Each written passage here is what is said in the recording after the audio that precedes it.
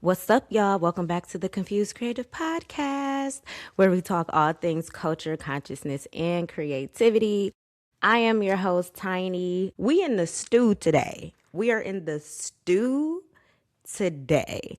I have been wanting to find a studio that fits the vibe of this podcast for a while, and I think I finally found one. I mean, I'm still, experimenting, still testing some studios out, but this is my first one, and I'm really excited to be here. Like, doesn't it give confused creative vibes? Like, it's so creative. There is a Black woman. I have to get her name. I'm gonna put her name in the description. But she has this set in Inglewood, and it is amazing. Like, this whole background here doesn't even do it justice. Like, it's so much more. It's amazing. It's amazing. It definitely gives confused creative vibes. She does bookings for other things as well. So I'm gonna put her description in here. But yeah, what's up with y'all? How y'all doing? It is a Saturday morning, and the full moon is in Scorpio. There's a lot of things happening in the planets and in the stars and whatnot. My mood has been a little weird, a little off, but we here. We got to keep it pushing. Like, that's just what you got to do. That's just what we do. But I cannot lie. I'm really excited to be in the studio and be talking to y'all. I can't wait to really get into the groove of this podcast. Like, I feel like I'm still in the experimental phase. I'm still finding my voice. I'm still finding even the topics that I'm really passionate about, the stories that I want to cover. I'm still finding it all. So this is so experimental. So yeah, it's fun though. It's fun, trying to find your voice and, finding what works for you. But, it's something else. This is something else. The creative journey is something else because there's no definite path. Like, there's no guarantee oh, if you do 100 episodes of your podcast, you can move up and do this or you can move up and do that. Like, it doesn't work like that. You just have to keep going and, hopefully somebody sees you and gives you an opportunity, and it is something else. But so it's May. We are in May finally. And the month of April, ooh, child. Not even for just me, but just for the industry, the creative industry. It's been a lot going on. So I kind of want to talk about a few things. Like, this is not a celebrity podcast, by the way. This is not a celebrity heavy pod. So I don't really, talk about celebrity culture and all of that a whole lot. But we got to cover some things. We got to cover some things that's been going on, I feel like. A couple of things. I think I want to start with the Michael Jackson movie. I got to talk about the Michael Jackson movie. Like, Michael Jackson, I think, is the biggest icon, the biggest star ever. Ever. You heard me. Ever. I'm not saying he's the best, but he is the biggest. Big MJ. We shared the same birthday, August 29th. So I'll be remiss if I did not talk about the Michael Jackson movie. So some of the reviews of the Michael Jackson movie, I know a lot of people weren't feeling it simply because it did show the story of MJ and the talents of MJ. Shout out to Jafar, Michael's nephew. He really channeled Michael Jackson. In this movie. So I think everyone enjoyed, the replication of Michael Jackson's talent, but a lot of people felt like the story was incomplete. We felt like we left out of the theater and we didn't get to know anything new about Michael Jackson's life. And I definitely felt like that. I definitely felt like when the movie was over, I'm like, that's it? That's all we're gonna get? Yes, bitch, that's all we're gonna get. And you know why? This is what I think. Michael Jackson, like I said, the biggest star ever. We did not know certain aspects of his life. And I think that saved his legacy. It saved his legacy that we did not get to know the tea of Michael Jackson. And I think that is why so many people feel like we don't have stars as big as Michael Jackson anymore, because we know too much about them. We know too much about our stars in this generation. And I think that is why Michael Jackson, and not even just Michael Jackson, Prince, Diana Ross, all of the legends back in the day, right? Like, we did not know everything about their personal lives, and we were able to look at them as just stars and not regular people. That's why people falling all over the damn place at these Michael Jackson concerts.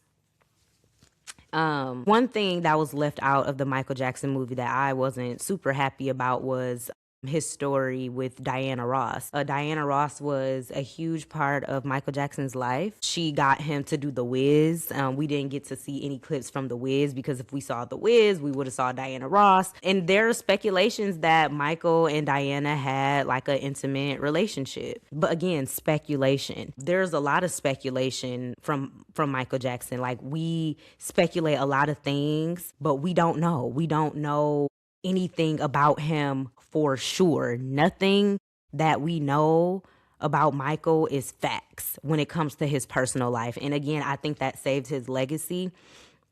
And our stars today, their legacy is not getting saved.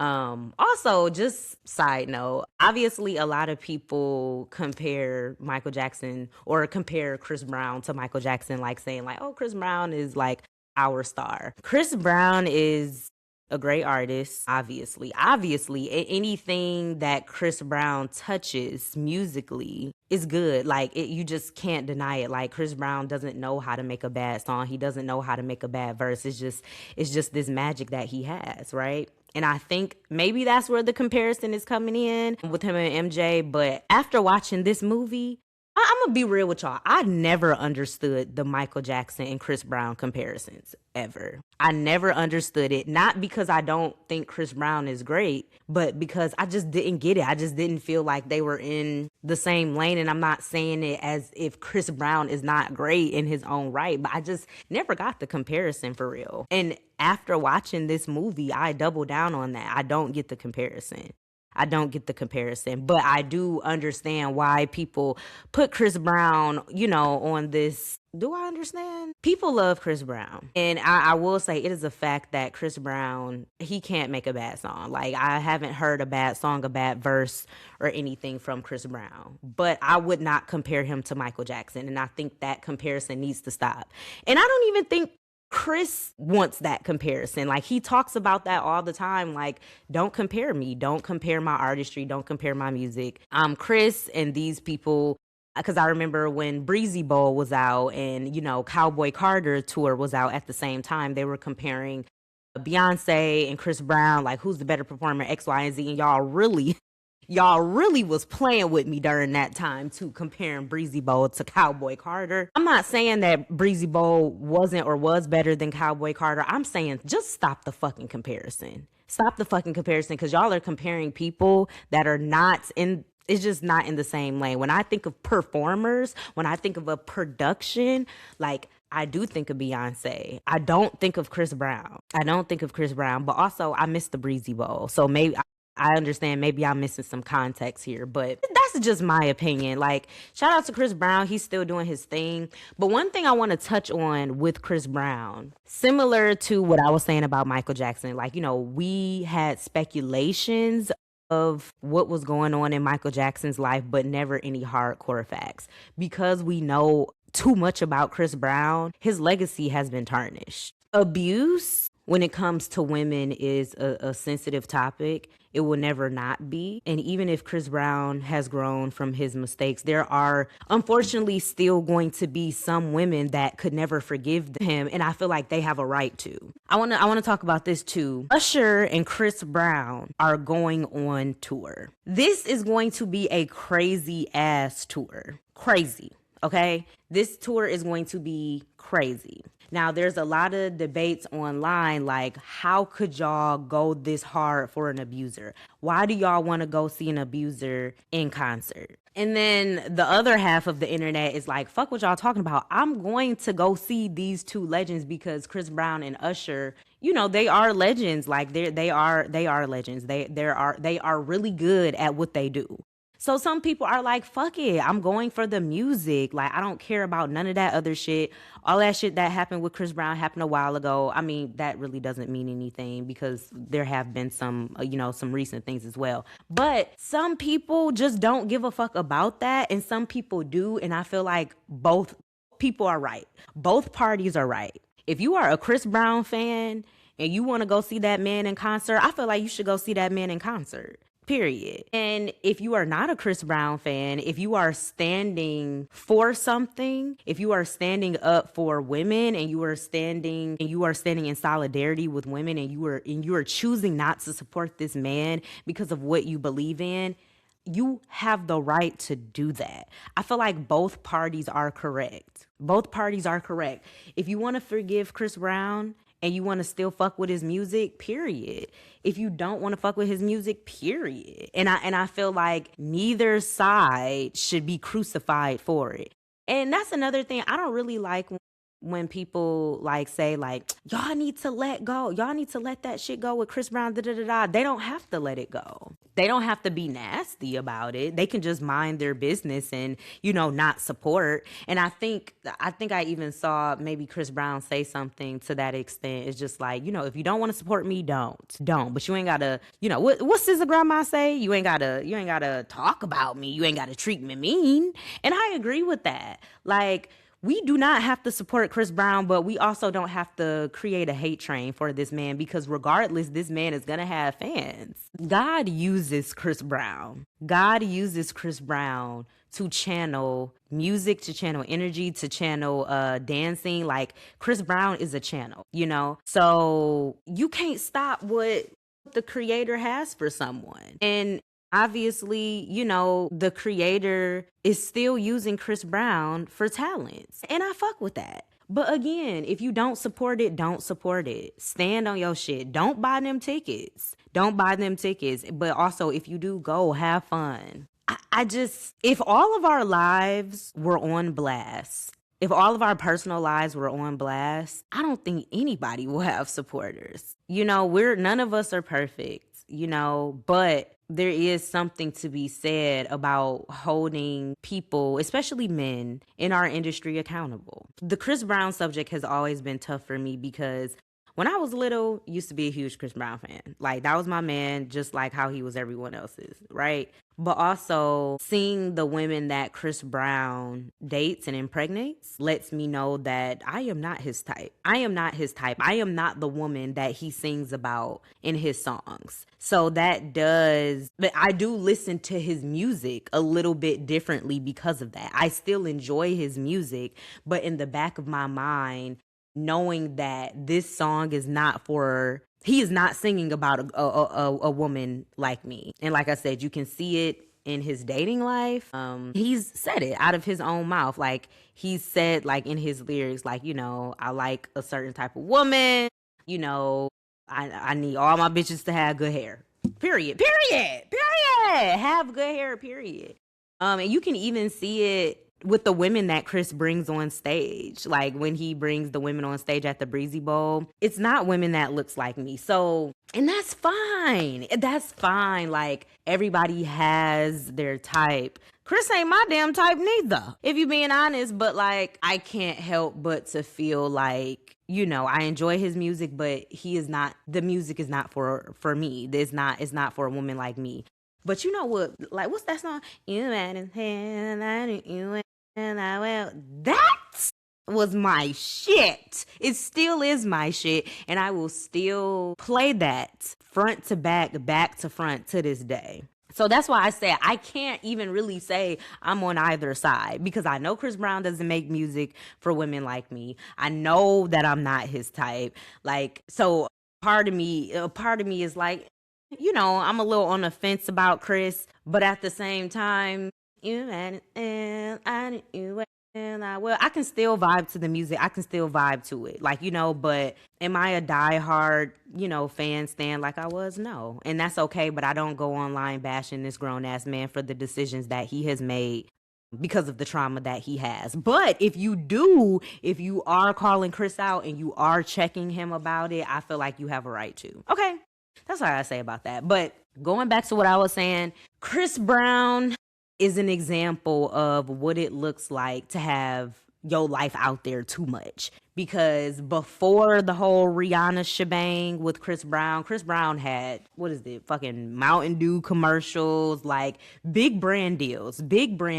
Like, if he, if that never happened, Chris probably would have he is a superstar, but he would have superstar status. But even without that, you can see his stardom. You can see his stardom. Like, he's not any less of a star because he's not getting these brand deals, you know? But that also brings me to another subject. Your dating life can ruin your fucking life. Your dating life, who you're dating, or not even who you're dating, but who you become when you're dating can ruin your fucking life. It can alter your life drastically. Seeing someone as talented as Chris Brown have such a life-altering experience because of his relationships, it's scary. It's scary to think about how love can change the trajectory of your life. And that brings me to my next subject.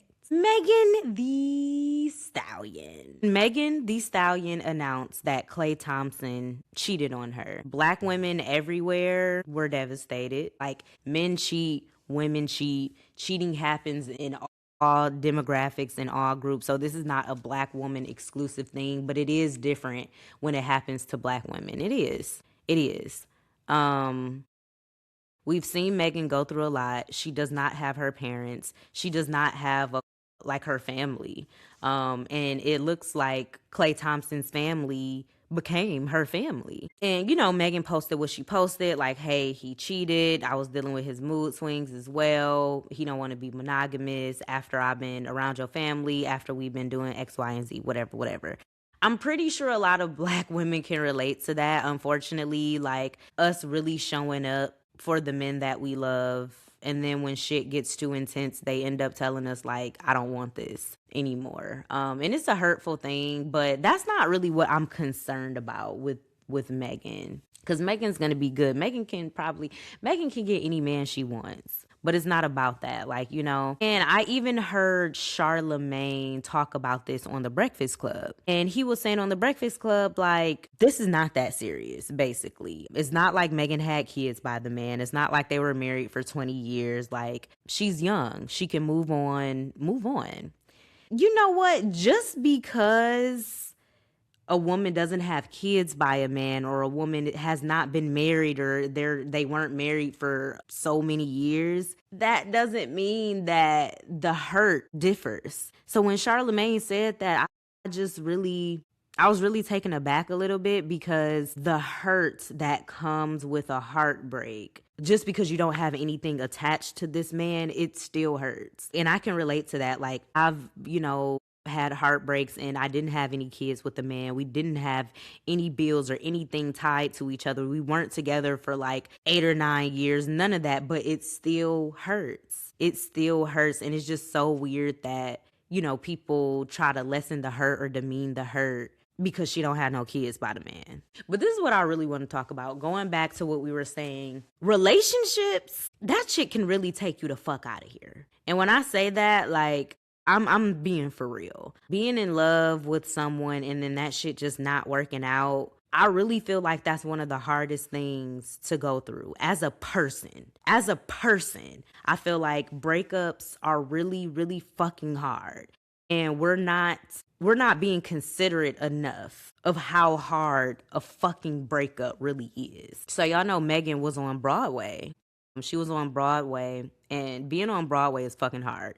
It's hard. It's exhausting. I think Megan even had to go to the hospital at one point. I don't know why, but I know Broadway is just hard as fuck. And going through a breakup, going through a heartbreak while you're on Broadway, I couldn't fucking imagine. I heard a lot of commentary about how Megan is, I think his name is Funky Dineva. Funky Dineva, did some commentary about Megan resigning from Broadway, because of everything that's going on with her and Klay Thompson. And she said that, like, this is why we don't have stars anymore. We don't have stars anymore because of this exact reason. Because Aretha Franklin would never, Beyonce would never. Like, I'm gonna tell you right now, if that's what makes a star, I ain't one of them. If I gotta get on that stage when my heart is in my ass, I'm not a fucking star then. I'm not a fucking star. And I feel like a lot of y'all niggas could not have endured what Megan Thee Stallion has endured for these past 5-6 years of her life. She lost her mom. She got shot.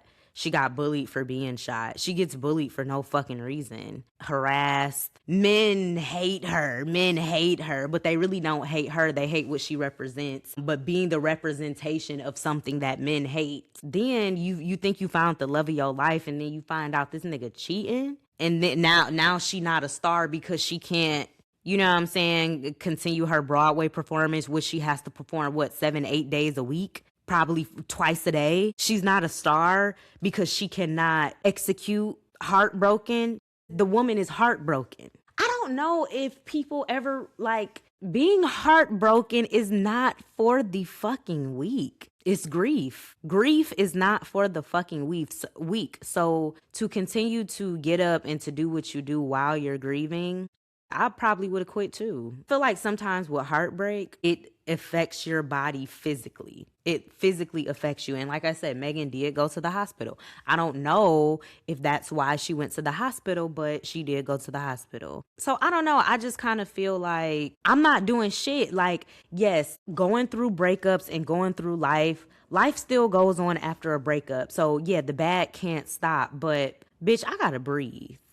I'm not gonna kill myself to try to push on for a Broadway performance. And yes, I understand people have bought tickets. You know, people have been looking forward to seeing this woman perform, but like, it's not worth it. It's not worth it. And I feel like that's the difference with our generations and the older generations. Yeah, the older generations are gonna push through. Like, and that brings me back to like Michael Jackson. Michael Jackson had Joe Jackson to beat his fucking ass and tell him like, you gonna do this shit, whether you feel like it or not. And that's what people are saying. People are saying we don't have stars anymore because of shit like this. That's what they were. I gotta find something to play with. That's what, people were saying about Megan. Like, Aretha Franklin would never, Beyonce would never, the show don't stop. Bitch, this one does. Bitch, if I'm cooking for your white family, if we're together, if we're in love and you fuck around on me and you break my heart, bitch, everything's stopping around this hoe. Everything. And if I'm not a star because of that, bitch, I ain't no star. Bitch, I'm not a star.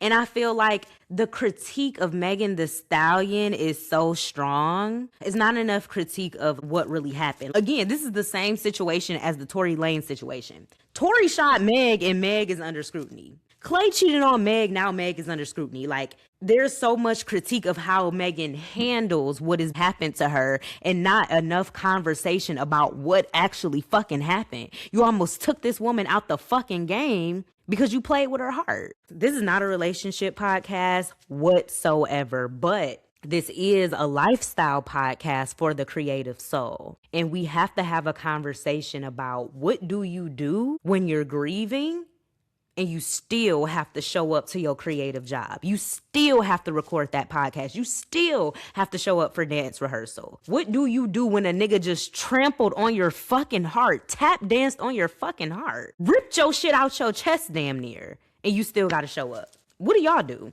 I'm gonna tell you right now, something getting canceled. Something is getting canceled. Something is getting canceled. If I went through what Megan Thee Stallion was going through and I had to perform on fucking Broadway, bitch, electric chair now. I know that like the bag doesn't stop. The bag doesn't stop just because a nigga ain't stopping no show, whatever. No. See, this is the thing. Megan Thee Stallion is a lover girl. You can tell that her heart and her soul was invested in this relationship. And same for me, like when I get into a relationship, that's my husband. Even if we've been together for 2 days. That's the thing about a woman's love. A woman's love will amplify that person. A woman's love will amplify another man. I ain't know who that. I have seen Klay Thompson before, but I ain't give a fuck about that nigga. I ain't give a fuck about who or what he had going on. And I see a lot of people like, pulling up Klay and Meg's net worth, and Klay's net worth is more. There is a such thing as social capital, and Meg has social capital. Klay does not. And a lot of men leech on to women that have that social capital. And this is the thing. Like I said, this is not a relationship podcast. This is not a relationship podcast. And I don't know why Clay did what he did. So I'm not here to analyze that. I'm not here to talk about that. But what I am here to talk about is, why do we expect someone to still show up and to still perform when they're fucking grieving? I feel like going through a heartbreak is on the same spectrum as going through death. It is a death. Like, it is a death. I'm not saying it's the exact same thing, but shit, it's tough. It's tough and it's rough. Now, if you do decide to push through and perform and still show up when you're heartbroken, great, good for you. But I think that we need special PTO at work for people that are grieving. Have you ever been grieving a heartbreak at work, bitch? And I saw a lot of people on social media like, oh yeah, bitch, I just go to the bathroom and cry. Bitch, sometimes it just doesn't help. It just doesn't help. Unfortunately, a lot of y'all are not going to understand until you go through a heartbreak. But asking someone to just still push through and to get over it on fucking Broadway when they're grieving, I just don't think that's fair. I don't think that's fair. But tell me what y'all think about that. But Megan, this is about you. We're going to always go to war for you. We're going to always go to bat for you.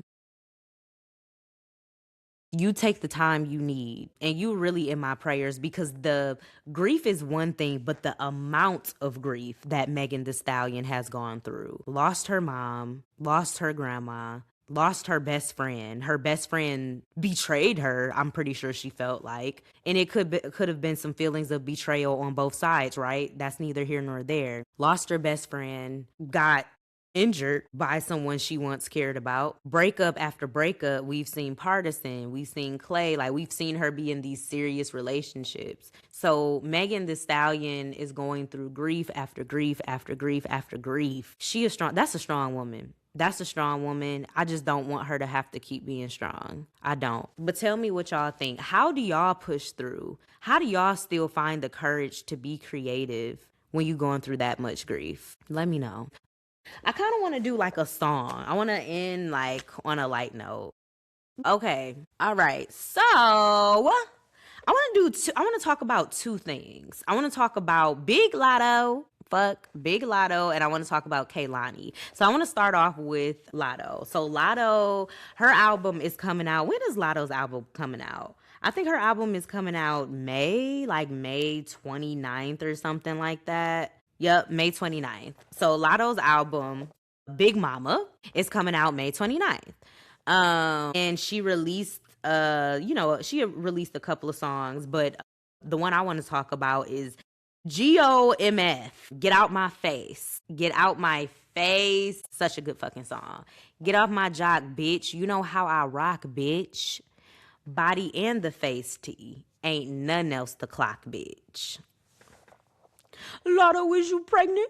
Had to hit him with that trick. Okay, so I love this song for a few different reasons. Number one, I'm a Soulja Boy stan, like always and forever. Like, I will go to war about Soulja Boy. I'm going to war about Soulja Boy. So the fact that she, kind of remixed Soulja Boy's trick, love that. It's so Atlanta. Lato is so Atlanta, and I love that she stays true to that. So love that. But also, like, the beginning of the song, it's just correct. Get out my job, bitch. You know how I rock, bitch. Lato's like, nobody is really touching her for real. Like, Lato is really just in her own fucking lane. Lato, is you pregnant? Had to hit her with that trick. It's the performance. Lato doesn't just rap when she gets on the track. She performs. Like, I feel like I'm watching her perform. Like, the different voices and the flow. Like, she one of the best right now.